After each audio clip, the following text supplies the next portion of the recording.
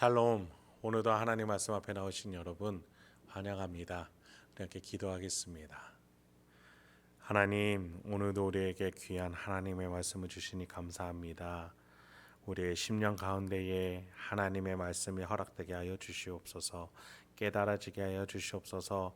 마음판에 새지게 하여 주시옵소서. 주여, 그래서 우리의 심령이 이 말씀으로 용기와 소망과 확신, 하늘이 주는 것들로 채워질 수 있도록 인도하여 주시옵소서. 세상은 우리를 험하게 하게 만들지만 하나님의 말씀은 우리를 일으켜 세울 줄 믿습니다. 오늘 하루도 살아갈 수 있는 힘, 능력 허락하여 주시옵소서. 예수님의 이름으로 기도했습니다. 아멘. 오늘 함께 살펴볼 말씀 베드로전서 5장 1절에서 6절, 베드로전서 5장 1절에서 6절까지 함께 살펴보도록 하겠습니다. 오늘도 성실하신 하나님을 찬양합니다. 베드로 서신을 보면은 베드로의 인생이 함께 생각되게 됩니다. 특히 베드로가 예수님을 처음 만났을 때 그는 예수님을 유명한 사람 중에 한 명이라고 생각하며 선생님이라고 불렀죠. 그런데 예수님의 기적, 특히 자신의 한계성을 꿰뚫고 계시고 그 한계를 넘어설 수 있게 해주시는 그 예수님을 경험하자 그는 주여라고 부르기 시작합니다. 여러분, 베드로 서신은 각국, 각 상황, 각자의 환경이 다른 신자들에게 쓰여진 편지입니다. 베드로는 모든 사람이 상황이 다름에도 똑같은 신앙을 고백하고 똑같이 적용될 수 있는 신앙을 말해줄 수 있다라고 말합니다. 베드로가 예수님을 통해서 자신의 한계를 뛰어넘어 주여라고 불렀듯이 우리 모든 신자들은, 과거의 신자든 현대를 살아가는 신자든 우리 주님을 주여라고 말하며 우리의 한계를, 우리의 현재를 뛰어넘어 미래의 소망을 향해서 오늘의 고난을 뛰어넘어 확신으로 살아나갈 수 있는 줄을 믿습니다. 그렇습니다. 오늘에 있을, 또 우리가 부딪힐 수밖에 없는 이 인생살이의 고난, 그것을 꿰뚫어 보시는 하나님과 함께 오늘도 성실한 믿음으로 살아나갈 수 있는 저와 여러분이 되길 소망합니다. 오늘 본문에서는 장로들에게 가르침을 줍니다. 각 지역의 교회 대표자들에게 권면을 하는 것이지요. 현대 교회 조직에서는 이 장로라는 표현을 목회자 또는 평신도 장로 모두를 포함할 수 있을 것입니다. 어쨌든 교회 조직에서 다스려야 하는 존재들이 어떻게 예수를 따라 섬김의 다스림으로 나아가야 되는지를 말해주고자 합니다. 1절입니다. 너희 중 장로들에게 권하노니 나는 함께 장로된 자요 그리스도의 고난의 증인이요 나타나 영광에 참여할 자니라. 여러분, 천주교의 계급 구도를 보면은 교회의 대표가 되는 사제, 사제 중에 주교, 주교 위에 대주교, 추기경, 교황, 이렇게 상승 구도로 올라가게 됩니다. 그래서 교황만이 성경을 해석할 권한과 교리를 인정할 권한을 가지고 하향식으로 내립니다. 그러나 개신교는 대의 정치 제도로서 성도가 대표자를 뽑아서 결정을 하고 교회에 나갈 바들을 함께 의논을 하게 됩니다. 그래서 공동의회, 재직회, 당회, 노회, 총회식으로 상향으로 올라가지요.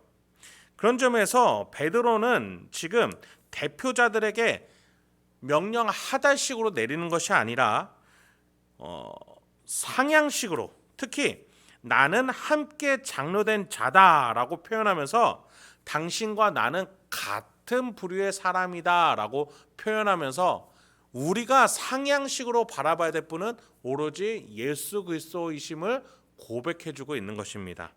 더 나아가 그리스도의 고난의 증인, 그리고 나타나 영광에 참여할 자, 즉 그 장로들이나 나나 예수 그리스도 아래서 예수님을 바라봐야 되는 똑같은 사람이라는 것을 말해주고 있습니다. 베드로 하면은 천주교에서는 제1대 교황이라고 표현할 정도로 가장 우러러보는 사도 중에 한 사람일 것입니다.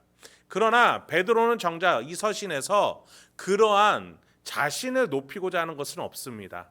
자신은 다른 장로들과 함께 교회의 대표자이지만 또 예수 그리스도의 고난의 증인이고 또 나타날 영광에 참여할 한 사람일 뿐임을 고백을 해주고 있습니다.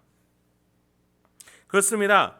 교회에서 대표자면 대표자일수록 더 낮은 자리에 또 다른 이들과 똑같은 구성원임을 더 각인하고 있어야 된다는 것이죠. 그렇습니다. 교회의 대표자들은 위에 있는 것이 아니라 단지 중심부에 있을 뿐입니다. 하나님이 선택해 세워주신 정중앙의 자리를 섬김으로 그 자리를 감당해내는 것이지 위에서 군림하는 자가 아니라는 것이죠. 그렇습니다. 베드로는 예수가 높여져야 할 그 교회 안에 있는 한 인간일 뿐입니다. 교회에서 우리는 그래서 어떠한 지위도 얻어서는 안 되겠습니다.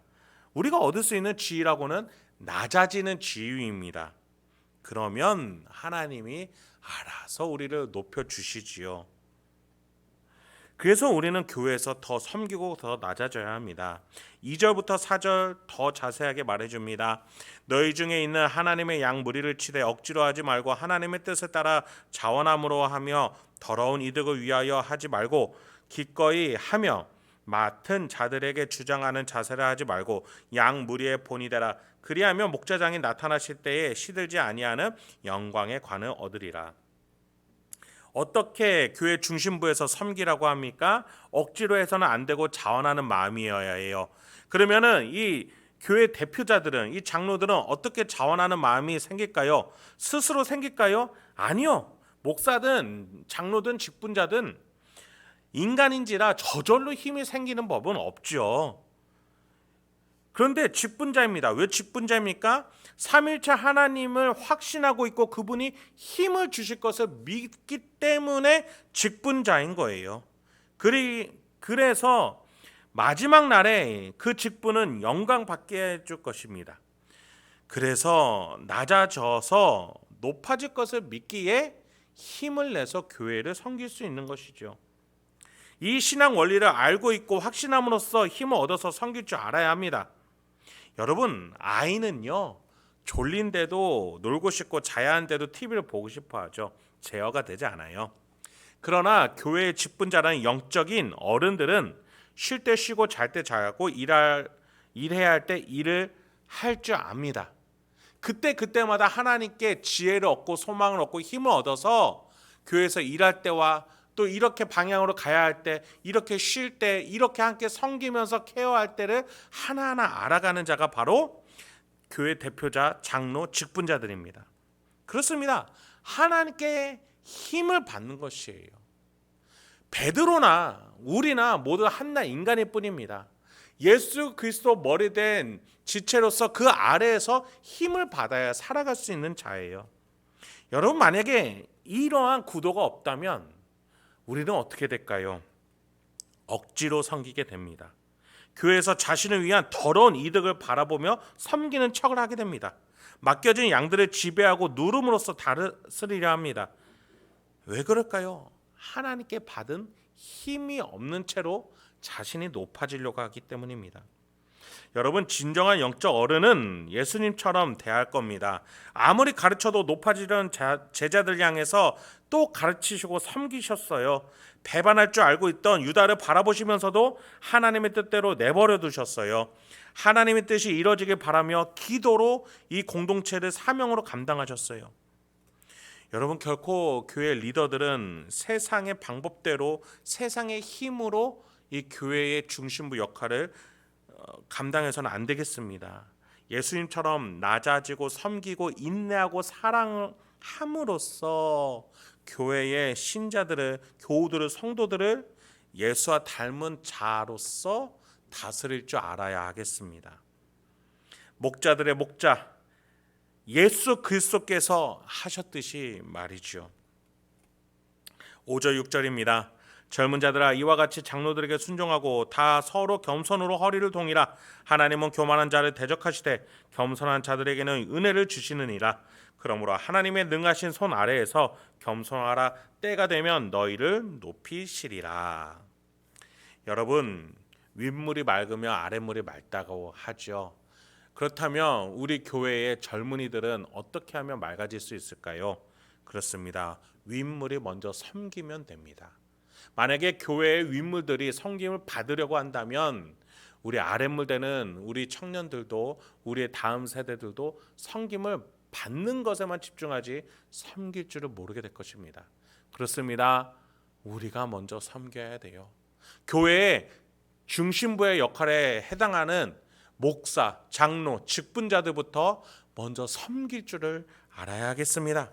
어린 아이들과 같이 당연하게 낮아지는 것을 당연하게 여길 줄 알고 섬길 줄 아는 우리가 되길 소망합니다.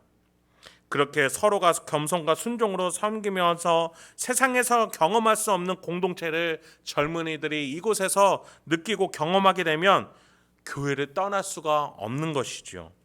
이 속에서 은혜를 받게 되는 것이죠. 그래서 베드로는 분명하게 말해요. 겸손한 자에게는 은혜를, 겸손한 자의 때에 높임을 주신다고 말이죠. 반대로 교만한 자를 대적하신다라고도 말해줍니다. 여러분, 말씀 마치겠습니다. 안에서 새는 바가지는 밖에서도 새기 마련입니다. 안에서 단단한 바가지는 밖에서도 단단해요.